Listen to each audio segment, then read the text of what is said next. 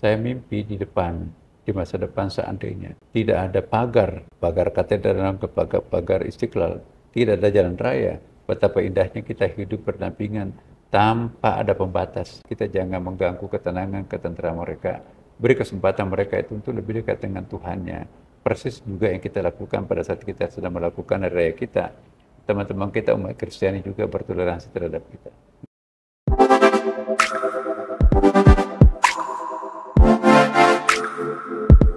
Halo pendengar dan netizen Radio El Sinta dimanapun Anda berada, di ujung tahun 2024 ini tentu banyak hal yang menjadi evaluasi dari Kementerian Agama. Refleksi akhir tahun ini menjadi penting sebagai tolok ukur untuk program 2025 mendatang. Karena tentu saja pemerintah di bawah kepemimpinan Presiden Prabowo Subianto dan Wakil Presiden Gibran Rakabuming Raka memiliki program unggulan untuk masyarakat. Nah, kira-kira apa saja di Kementerian Agama? Saya sekarang sudah bersama dengan Menteri Agama Republik Indonesia, Profesor Nasaruddin Umar.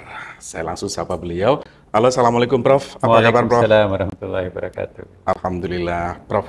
Bagaimana akhir-akhir ini Prof kegiatan Prof? Alhamdulillah, ya. Sepertinya 24 jam nggak cukup. Betul Prof. Tapi ini sebuah tantangan ya. Dan kita hidup untuk menjalani tantangan itu. Betul. Ya, insya Allah mudah-mudahan jeripaya kita itu nanti membuahkan hasil untuk bangsa. Saya kira itu yang sangat penting, bahwa ke depan harus lebih baik daripada hari yang kemarin. Caranya adalah harus ada spirit yang ikhlas. Kalau spirit tanpa ikhlas itu kan juga nanti belum tentu membuahkan hasil. Nah, jadi kami ingin Kementerian Agama ke depan ini ada 2 target kami. Tentu saja target formal sebagai seorang pejabat publik ya kan, kriterianya adalah kriteria yang telah ditentukan oleh publik itu sendiri ya kan. Masalah keuangan ada namanya WTP, wajar tanpa pengecualian. Kemudian juga masalah penganggaran, efisiensi, efektif dan seterusnya. Tapi bagi saya ada 2 kriteria, itu kriteria internal kami di lingkungan pemerintahan. Karena Kementerian Agama ini adalah kementerian yang sangat luas dan sangat komprehensif. Bukan hanya satu agama yang diurus. Iya, kami punya kriteria bahwa semakin berjarak antara pemeluk dengan umatnya, semakin berjarak antara umat dengan ajaran agamanya, itu artinya Kementerian Agama belum berhasil. Tapi semakin menyatu antara umat dengan ajaran agamanya, itu lebih penting kriterianya Kementerian Agama. Dan ini sangat penting buat saya ya, karena kalau orang itu semuanya, apapun agamanya, menyatu dengan ajaran agamanya, jangan-jangan kita tidak perlu pintu lagi kan. Tidak perlu polisi lagi, karena mampu mengamankan dirinya sendiri. Ya, ini pengandaian. Tapi bagi kami tidak mungkin kalau menjadi penyatuan betul-betul antara umat dengan ajaran agamanya, itu perlu waktu. Kami realistis ya, bahwa target kita di Kementerian Agama ini, yang penting jangan berjauhan antara umat dengan agamanya. Tapi kita akan berusaha mendekatkan. Makin dekat antara umat dengan ajaran agamanya, akan semakin memberikan kontribusi besar terhadap bangsa dan kemanusiaan ini. Betul. Yang kedua, kami juga akan bukan hanya membaca potret-potret kriteria internal kami, ada inspektorat untuk mengukur efisiensi dan penyimpangan yang terjadi, efektivitas program kerja kami. Ya, itu potret internal kami. Kami juga akan membaca potret masyarakat terhadap Kementerian Agama. Jangan-jangan membaca potret sendiri, cantik, cakep, indah, tapi apa potret orang lain? Jadi dua-duanya harus kita baca. Bagaimana orang luar memotret Kementerian Agama, dan bagaimana internal kita memotret diri sendiri. Tidak boleh kita bangga dan puas hanya membaca potret sendiri, tapi kita nggak baca potret yang orang lain. Kita bangga, wah ini dapat penghargaan segala macam. Tapi potretnya orang luar melihat Kementerian Agama itu kayak apa. Jadi saya kira dua-duanya harus kita baca. Apa kata orang terhadap Kementerian Agama, dan apa diri kita katakan tentang Kementerian Agama. Sama juga tadi, selain kriteria-kriteria yang ditetapkan oleh pimpinan dalam hal ini presiden ya kan, tapi juga kriteria universalnya adalah itu tadi, agar sedapat mungkin umat beragama itu menyatu atau berdekatan dengan ajaran agama.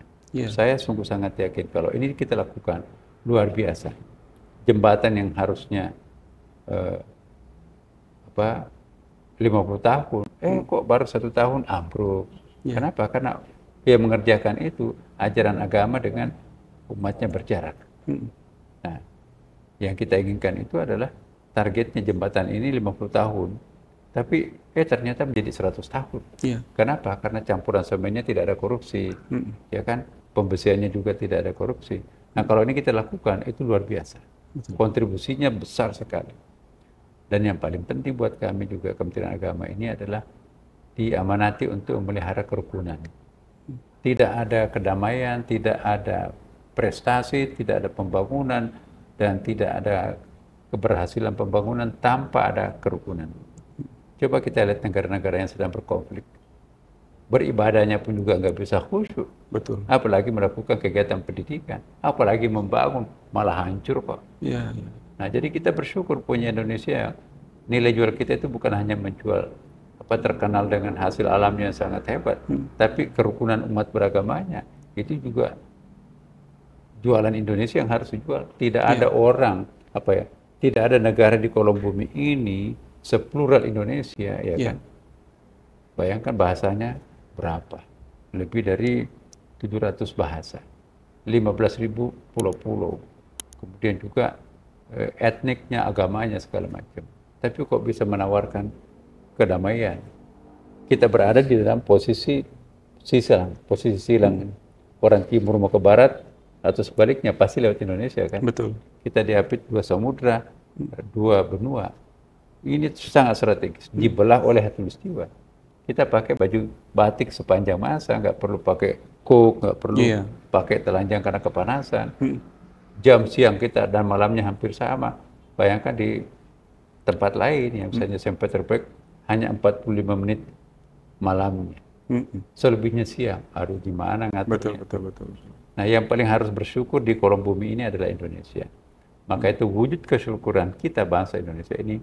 Mari kita menciptakan kerukunan, kedamaian, ketenangan, ketertiban, kesejukan dalam hidup satu sama lain. Iya. Prof, menarik Prof mengenai kerukunan antar umat beragama yang terjadi di Indonesia, karena kita baru saja melewati beberapa peristiwa penting yang sebetulnya rawan sekali dengan konflik. Mulai dari Pilpres, Prof. Kemudian Pileg juga berbarengan, dan satu lagi Pilkada serentak kemarin. Dan nyaris tidak terdengar konflik yang bernuansa itu bukti yang nyata. Nah, bukti yang nyata bahwa kita itu adalah negara yang diidolakan sebagai negara terbesar demokrasinya kan. Coba kita lihat, demokrasi kita itu tidak berdarah-darah seperti yang di tempat yang lain. Nah, ini semuanya kita harus syukur ya. Kenapa? Karena kita mampu melewati peristiwa-peristiwa tertentu dengan tenang. Nah, sekarang ini kan yang kalah tetap respect terhadap yang menang. Yang menang pun tetap kasihan dan respect juga terhadap yang kalah. Seolah-olah tidak pernah ada peristiwa yang terjadi. Ini indahnya demokrasinya Indonesia. Susah dicari di tempat lain kan? Iya, betul. Nah, orang juga akhirnya ingat juga ya ketika ini agak setback ke belakang ketika kunjungan Paus Fransiskus ke Indonesia. Ini foto Prof. Nasaruddin ketika itu Imam Besar Masjid Istiqlal, itu begitu sangat viral dan itu menunjukkan bahwa hubungan yang sangat erat antar umat beragama dengan simbol Prof. Nasaruddin dan juga Paus Fransiskus. Apakah ketika itu spontanitas saja, Prof? Itu menjadi the photo of the year. Yes. Di New York, di PBB, ya, kami diundang. Kemudian juga di Mesir, ya, mufti besar di situ. Saya juga boleh berfoto, dan masa cuma pos bisa berfoto sih. Loh, Anda baca juga, Anda lihat juga fotonya itu. Orang nomor 1 pimpinan agamanya Mesir itu, Pak, saya juga mau berfoto, masa cuma pop aja bisa berfoto. Nah, itu diperhatikan katanya juga ditayangkan. Gitu, ya. Nah, banyak sekali yang menjadi terkesan ya. Saya juga nggak tahu karena apa ya. Itu spontanitas, Prof. Ketika spontanitas. Yang saya bayangkan pada waktu itu, saya ingat bapak saya kan. Bapak saya itu ada kemiripannya, botak juga ya. Dan yang saya ingat itu bapak saya itu mengajar di sekolah ratusan murid hanya satu guru. Karena masa DITI itu kan tidak ada yang berani datang ke tempat saya. Karena kan itu kan desa markas perjumpaan antara tentara dengan DITI. Satu-satunya guru yang bertahan adalah bapak saya. Yang lainnya pada kabur. Jadi bapak saya itu pada waktu itu kayak tukang cukur tuh, dia membersihkan sekolah, dia menyapu sekolah, dia mengajar kelas 1 sampai ke kelas 6, ratusan murid itu kan. Saya juga produk dari itu. Sampai bapak saya itu apa ya, katakanlah kerusakan paru-paru ya. Karena ngajar sepanjang hari seperti itu. Nah, berapa tahun itu seperti itu. Nah, saya bayangkan bapak saya mengorbankan dirinya demi orang lain. Paus juga seperti itu kan. Kita baca sejarahnya Paus itu bukan main ya.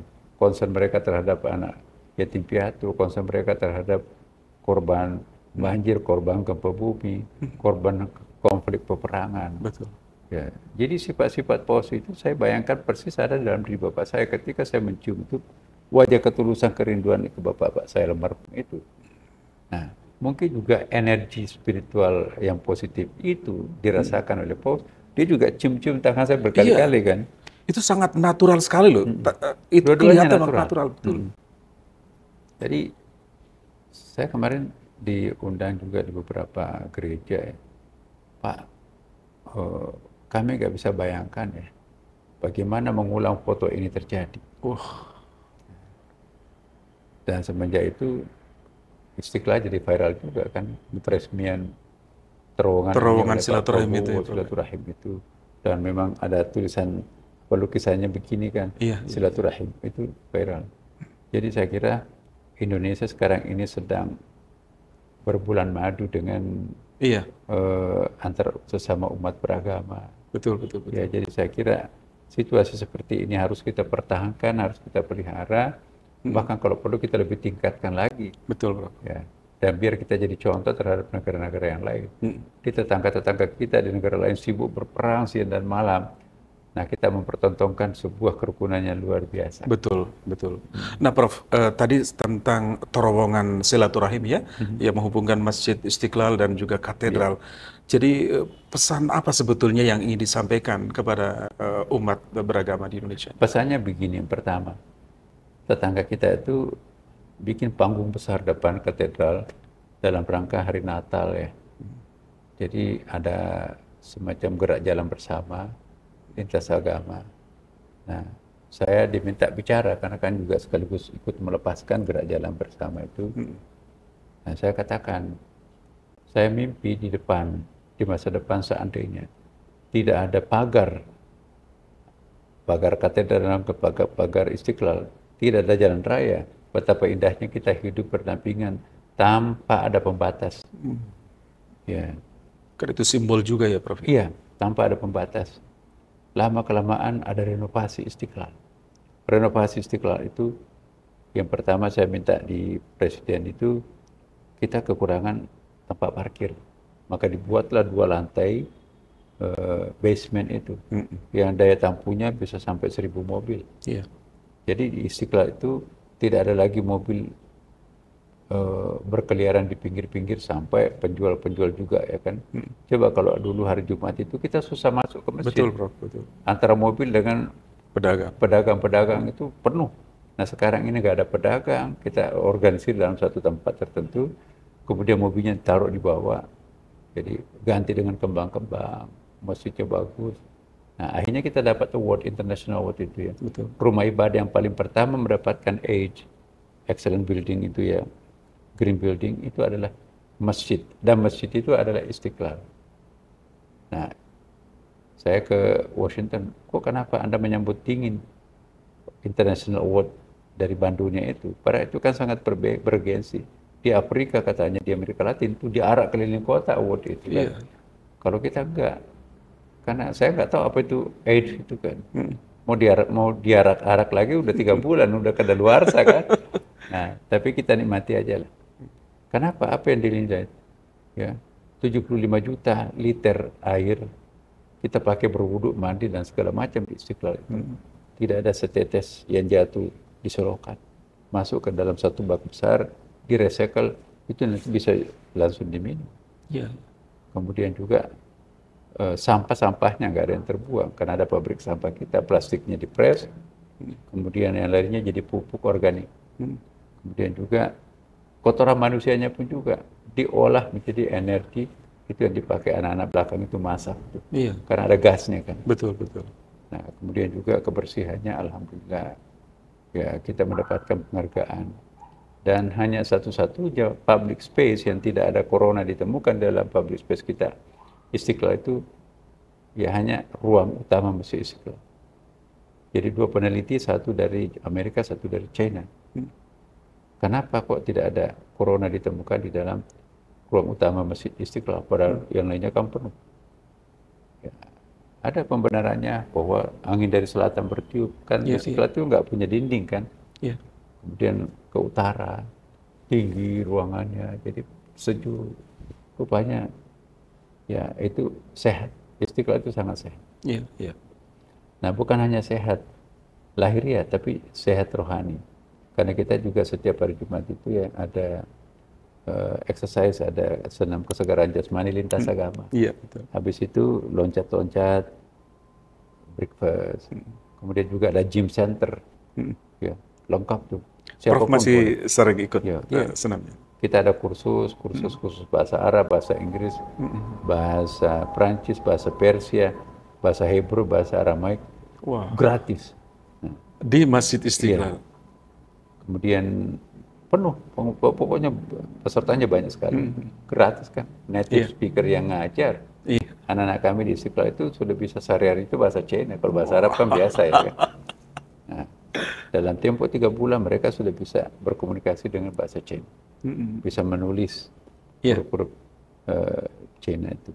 Kemudian juga bahasa Arab, bahasa Indonesia juga untuk para turis, para orang asing itu kan. Dan yang paling penting juga kita punya pendidikan kader ulama. 6 bulan mereka dikader di Amerika, 6 bulan juga di training juga di Al-Azhar University Kairo, Mesir. Dan gelarnya itu master dan doktor sepenuhnya dibiayai oleh LPDP. Kita dapat kuota 400 per tahun. Dan alumninya ditawar ya di Amerika untuk menjadi imam, di Jepang, di Korea Selatan. Nah, jadi termasuk juga Qatar, Abu Dhabi. Orang Arab minta orang Indonesia jadi imamnya, coba. Ini saya seleksinya masih terus dilakukan ya, Prof, setiap tahun ya, Prof. Nah, ini luar biasa. Nah, Prof, yang tadi disampaikan Prof. Nasaruddin, rangkaian peristiwa penting ya dalam konteks kerukunan antar umat beragama. Nah, kemudian menjadi sangat penting ke depan PR kita semua ya, Prof. Saya rasa yang ada di Indonesia ini menjaga toleransi dan moderasi ini. Nah, bagaimana Kementerian Agama mendorong hal itu, Prof, sehingga itu bisa menjadi pedoman kita semua. Itulah kerjaan Kementerian Agama, bagaimana mempererat hubungan silaturahim antar sesama. Ya, ada ukhuwah Islamiyah, ada ukhuwah wataniyah, ada ukhuwah basyariyah, ada ukhuwah imaniyah, ya kan.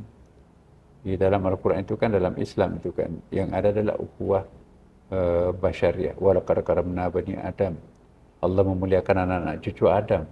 Apapun agamanya, etniknya, warna kulitnya, jenis kelaminnya. Tidak menyebut agama di situ. Tidak menyebut apapun. Siapapun merasa anak cucu Adam, kalian itu bersaudara dan wajib saling menghormati. Innamal mu'minuna ikhwah. Sesungguhnya orang-orang yang memiliki iman itu bersaudara. Keimanannya itu urusannya dengan Tuhan. Nah, itu dia. Jadi saya kira negeri kita ini betul-betul harus paling bersyukur di kolom bumi ini, karena kita dianugerahi sangat kaya, ya, sangat damai, sangat toleran. Ya, saya baru pulang juga dari Mekah, ketemu Menteri Haji, memberikan apresiasi bahwa setiap tahun Indonesia itu mendapatkan award bahwa jemaah haji yang paling tertib, paling santun itu adalah jemaah haji Indonesia. Padahal 1/5 jemaah haji itu adalah dari Indonesia, ya kan? Paling banyak ya, Bro? Paling banyak. Dan alhamdulillah kita tidak ada menimbulkan keonaran di situ. Betul. Saya keliling ke penjara di Saudi itu, tidak saya temukan satupun orang Indonesia. Aneh katanya, kata sipirnya. Warga negara asing yang paling banyak di Arab Saudi adalah Indonesia. Tapi yang tidak Anda temukan kan orang-orang Indonesia di penjara. Iya. Nah, tapi yang orang lain seperti Pakistan, Bangladesh. Mesir, Bangladesh, banyak sekali di situ. Tapi Indonesia saya tidak temukan. Luar biasa. Ya. Nah ini karena menyinggung soal haji, persiapannya gimana sekarang, Prof? Ya alhamdulillah kita sangat siap, apalagi dengan adanya BPH, Badan Penyelenggara Haji, ya kan, memberikan dukungan terhadap kita. Dan Pak Prabowo ini juga sangat concern terhadap pelaksanaan jemaah haji, bagaimana dilakukan supaya itu lebih tertib, lebih mudah, lebih murah, dan lebih efisien, lebih efektif, dan yang paling penting adalah lebih segar, lebih sehat. Iya. Kembali dengan haji mabrur. Maka itu kami mengedepankan kualitas jemaah haji, bukan kuantitasnya. Maka itu kemarin itu betul-betul kami minta kepada pemerintah Saudi Arabia, kepada Menteri Hajinya itu agar pendampingannya itu ditambahkan. Karena kan ada kebijakan Saudi Arabia, para pendamping jemaah haji di seluruh dunia itu dikurangi 50%. Iya. Saya, Pak, jemaah haji kami menunggu 48 tahun, ya kan. Bayangkan rata-rata jemaah haji kami tua-tua. Nah, kalau pendampingan mereka itu dikurangi separuh, berarti satu pesawat hanya 3 orang yang mendampingi, tentu akan menyibukkan petugas. Bapak lebih sibuk lagi kan tidak memahami bahasanya. Tapi kalau pendampingannya dari kami, mengenal bahasanya, mengenal makanannya apa, mengenal riwayat penyakitnya seperti apa, itu akan membantu petugas Saudi Arabia. Iya. Ngangguk-ngangguk menterinya. Tapi saya belum tahu nanti berapa yang kita akan minta tambahan. Ya. Jadi insya Allah kita berdoa mudah-mudahan pelaksanaan jemaah haji, pelaksanaan ibadah haji nanti akan datang ini ada banyak terobosan-terobosan, termasuk ada namanya tanazul, ya kan. Orang boleh saja tidak nginap di kemah di Mina, ya. Betul. Bisa bolak-balik di hotel. Ada namanya ya kalau di Mina itu kan kita tidak mabit, di mobil aja tidak turun karena macet kan. Itu fikihnya juga sudah disetujui. Satu lagi yang kami perjuangkan ini melalui para ulama kita, Majelis Ulama, karena saya minta pendapatnya Menteri Saudi Arabia, Menteri Haji, boleh nggak kambing dam itu dipotong di Indonesia, kambingnya Indonesia dipotong di Indonesia, kemudian juga dagingnya kembali ke Indonesia. Pasti peternak kambing itu bukan main, 220.000 kambing, bukan jumlah sedikit. Betul, kan? Betul. Nah itu dalam era penciptaan gizi baik untuk masyarakat kita. Sejalan ya, Prof? Itu sejalan betul. Ditambahkan dengan hewan kurban, waduh luar biasa. Kaya sekali akan protein. Respon mereka bagaimana, Prof? Iya, kami lebih senang. Karena itu artinya tidak membebani kami lagi. Rupanya Saudi Arabia itu juga terbebani kalau kambingnya kan bagaimana mengimpor kambing. Betul. 3 jutaan, bagaimana menyembelih satu persatu, bagaimana kotorannya, dan bagaimana mengalengkan, itu kan nggak ada kosnya, pengalengan baru pengiriman. Nah, kalau di Indonesia kan berarti kami tidak keluar kos untuk itu kan. Baik. Nah, Turki sudah melakukan, kita belum, karena kita menunggu fatwa Majelis Ulama. Betul. Mudah-mudahan di eranya Prof. Nasruddin bisa terwujud.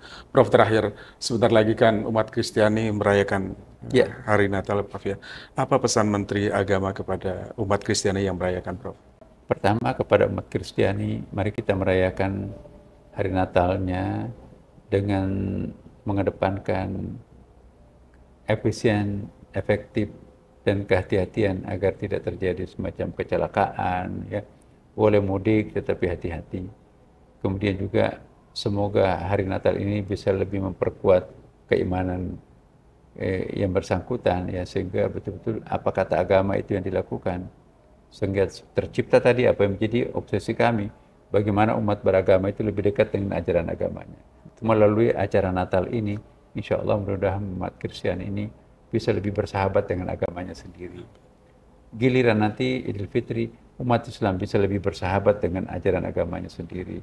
Demikian pula umat-umat yang lain. Jadi hari-hari kebesaran Islam, Kristen, ya, Katolik, Protestan, Hindu, Buddha, Konghucu, mari kita rayakan dengan penuh semangat idealis dan rasional, ya kan. Yang kedua, kepada mereka yang tidak merayakan Natal, mari kita bertoleransi, berikan dukungan, ya, terhadap rekan-rekan kita yang sedang merayakan Natal, kita jangan mengganggu ketenangan, ketentraman mereka. Beri kesempatan mereka itu untuk lebih dekat dengan Tuhannya. Persis juga yang kita lakukan pada saat kita sedang melakukan hari raya kita. Teman-teman kita umat Kristiani juga bertoleransi terhadap kita. Insya Allah kalau ini terjadi, inilah baratun taya bara bungkam. Prof, terima kasih, Prof. Oke.